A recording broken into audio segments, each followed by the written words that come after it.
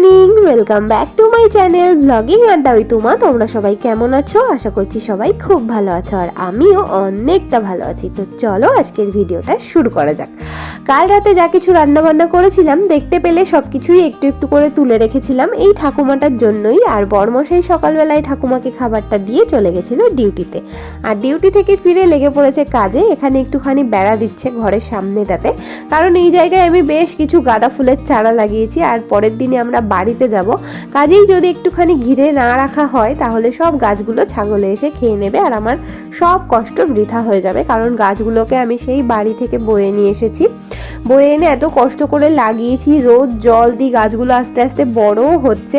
আর যদি এই রকম অবস্থায় খেয়ে নেয় গাছগুলো, একদমই আমার মনটা খারাপ হয়ে যাবে। তাই ওকে বলেছিলাম যে একটুখানি ঘিরে দিয়ে যাও, কারণ আমি যখন থাকি তখন তো অসুবিধা হয় না, খানিকক্ষণ পরপর এসে দেখি মুরগি বা ছাগল কিছু এলো কিনা, কিন্তু বাড়ি গেলে তো আর সেটা দেখতে পারবো না। তাই জন্যই গাছের সেফটির জন্যই আর কি কাজটা করা হচ্ছিল। আর এর মধ্যেই একটা জেঠিমা এসে একটু ডাল দিয়ে গেল, বললো একটু বেটে দিতে, উনি বোধহয় বড়া টড়া কিছু বানাবে আর কি। তাই আমিও চলে এলাম ঘরে, ও এখনো বাইরে কাজ করছিল, আর আমি এসে ঝটপট করে ডালটা বেটে নিলাম জেঠিমাকে দেবো বলে।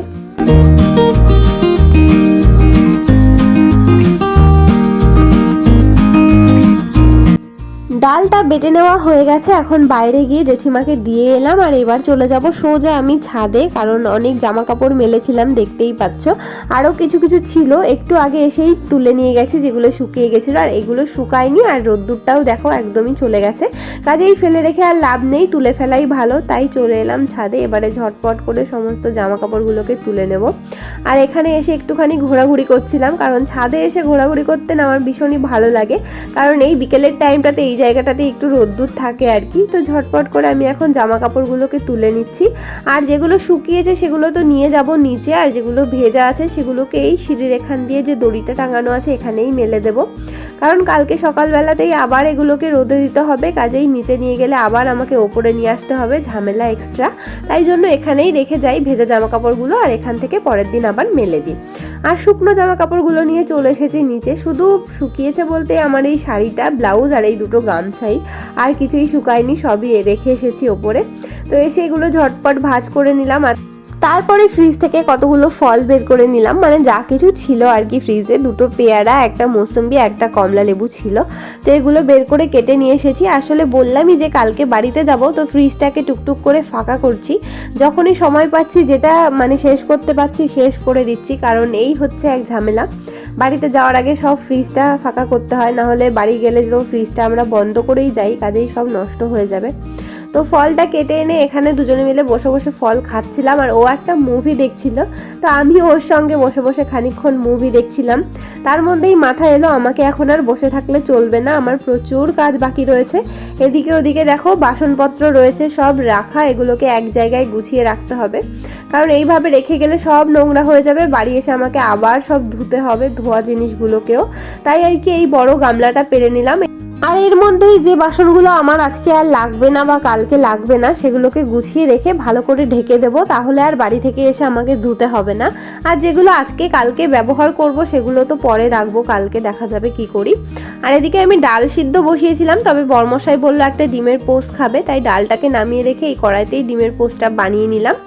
আর ততক্ষণে গ্যাসটাকে আমি সেট করে নেব, কারণ এগুলো আজকে ধুয়েছিলাম। একটা সাইডে সেট করে রান্না বসিয়েছি, আর একটা সাইড সেট করে নিলাম, আর ততক্ষণে এদিকে ডিমের পোস্টটাও হয়ে গেছে। এবারে নামিয়ে ওকে গিয়ে দিয়ে আসবো। আর একটু আগে যে চা করেছিলাম তারই আদাটা ভেতরে ঢুকাতে ভুলে গেছি, তো দেখো এই যে এইটুকুই আদা পড়ে আছে ফ্রিজে, এটাকেও শেষ করতে হবে কালকে বাড়ি যাওয়ার আগে। তো এদিকে ফ্রিজে সেরকম কিছুই নেই, জাস্ট কয়েকটা লেবু পড়ে আছে, আর সব মোটামুটি ফাঁকা করেই ফেলেছি। লেবুগুলোকে ভাবছি বাড়িতেই নিয়ে চলে যাব। তো এদিকে এই যে ডিমের পোস্টটা হয়ে গেছে, আর এখন নামিয়ে চলো বর্মশাইকে গিয়ে দিয়ে আসি, কিন্তু তার আগে ডালটাকেও বসিয়ে দিয়ে যাই, কারণ ডালটা তাহলে এদিকে হতে থাকবে ততক্ষণ ধরে।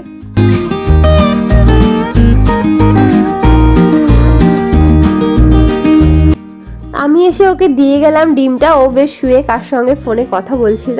তারপরে আবার চলে এলাম রান্নাঘরে, এসে দেখলাম যে জলের ড্রামটা ও বাইরেই রেখে এসেছে, এনে ঘরে আনা হয়নি, তাই আমি নিয়ে এলাম জলটা। এবারে চলো টুকটুক করে বাকি কাজগুলোকে আমি কমপ্লিট করে ফেলি। মর্নিং। তো এখন হচ্ছে পরের দিন সকালবেলা, আর কালকে আমি কোনো ভিডিওই আর করিনি, পরে ঘুমিয়ে পড়েছিলাম খাওয়া দাওয়া করে। আর এখন উঠে রান্নাবান্না করে দিয়েছি, বড়মশাই খেয়ে দিয়ে ডিউটিতেও বেরিয়ে গেছে।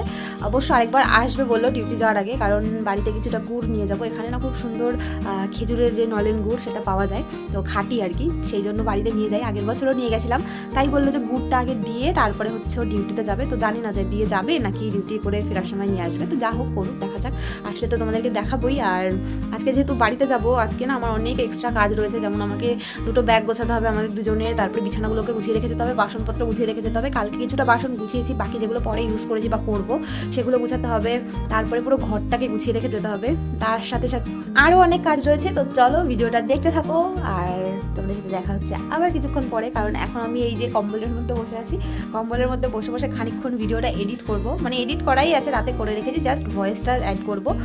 তো চলো আমার কাজ বাজ সব কমপ্লিট করে নিই, একটু পরে আবার দেখা হচ্ছে। ভিডিও এডিট করা হয়ে গেছে, আর ততক্ষণে এদিকে দেখো বাইরে কি সুন্দর রোদ্দুরও উঠে গেছে। এখন চলো ঝটপট করে কাজে লেগে পড়ি, আর বসে থাকা যাবে না, কারণ বড় একটা লিস্ট তো তোমাদেরকে জানিয়েই দিয়েছি আমার কাজের, তো সব কাজগুলো করতে হবে। চলো ভিডিওটা দেখতে থাকো, আমি আমার কাজ বাজগুলো সেরে ফেলি। প্রথমেই আমি ভাবলাম বড় জিনিসগুলোকে ব্যাগে ভরে দিই। তো এদিকে এই প্রেসার কুকার আর ইন্ডাকশনটা বড়মশাই মায়ের জন্য নিয়ে এসেছে, এটাই নিয়ে যাব আর কি। আর এটা ঢুকাতে গিয়ে যে কি ঝামেলা হয়েছে, 3-4টে ব্যাগ আমি চেঞ্জ করেছি, তারপরেও সেট হচ্ছিল না। ফাইনালি এই ব্যাগটাতে সেট হয়েছিল অনেক কষ্ট করে, কিন্তু না ব্যাগের এই যে ফিতেগুলো ধরা যাচ্ছিল না, তাই পরে আবার আমি ব্যাগটা চেঞ্জ করেছিলাম, সেটা আর ভিডিও করা হয়নি। আর ততক্ষণে এদিকে আমি কিছুটা চাউমিন সেদ্ধ করতে দিয়ে গেছি, কারণ যেহেতু আমরা দুপুরে বেরোবো আর বাড়ি ফিরতে ফিরতে রাত হয়ে যাবে, তাই মাঝে রাস্তায় খুব খিদে পেয়ে যায়, ওই জন্যই আর কি বানিয়ে নিয়ে যাব রাস্তায় খাওয়ার জন্য।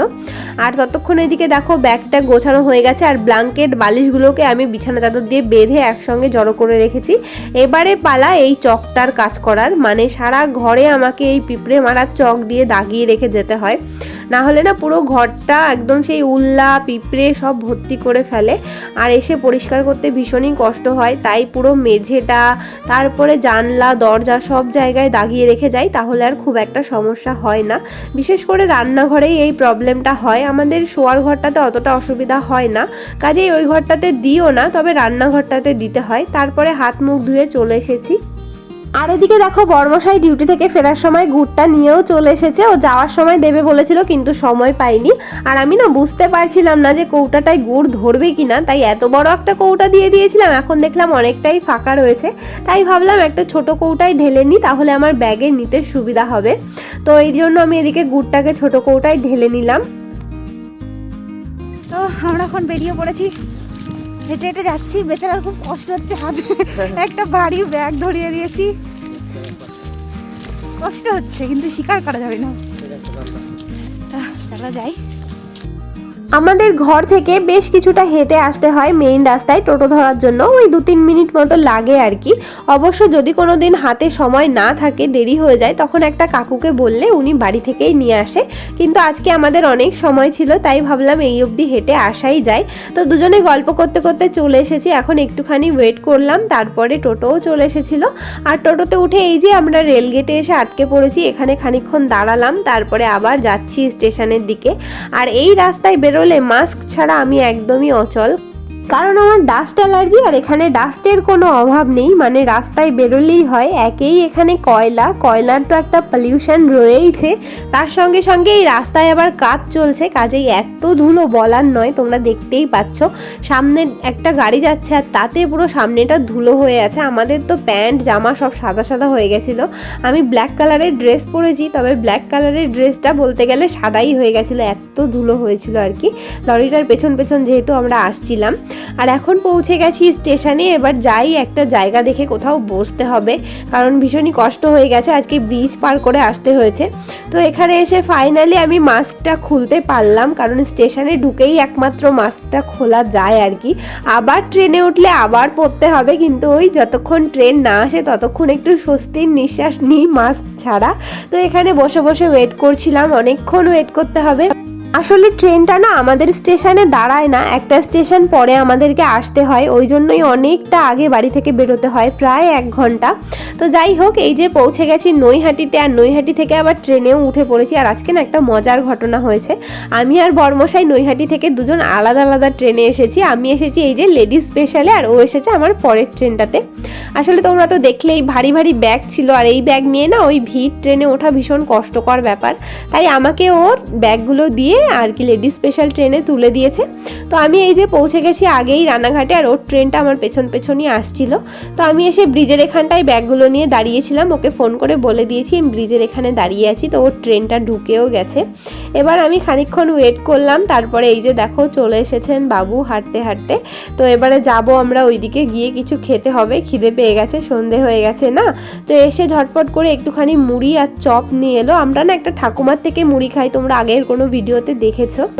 তবে এই দিন না ঠাকুমাটা ছিল না, তাই আর কি চপ মুড়ি খেতে হলো। তো এদিকে এই যে বর্মশাই মুড়ি দিয়ে গেছে, আর ও গেছে হাত ধুতে, ও আসলে আমি যাব। আর এখন মুড়িটা একটু খাবো, কারণ খিদে পেয়ে গেছে। যদিও চাউমিন করে নিয়ে গেছিলাম, ট্রেনে খেয়ে গেছিলাম। হ্যাঁ, জল নেই, তাহলে বোতলের জল থেকে ওতে না তো বোতল।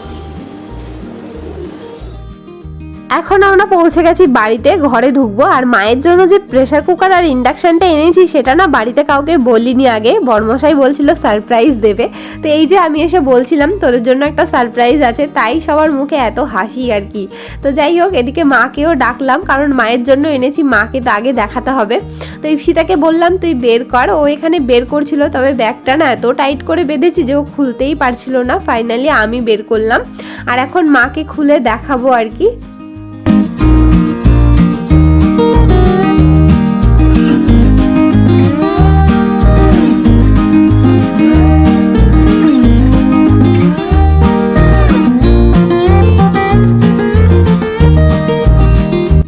সবকিছু খুলে দেখা হয়ে গেছে, সবাইকে দেখানোও হয়ে গেছে। এবার খাওয়া দাওয়া করতে হবে, কারণ রাতও অনেকটা হয়ে গেছে, প্লাস খিদেও পেয়ে গেছে।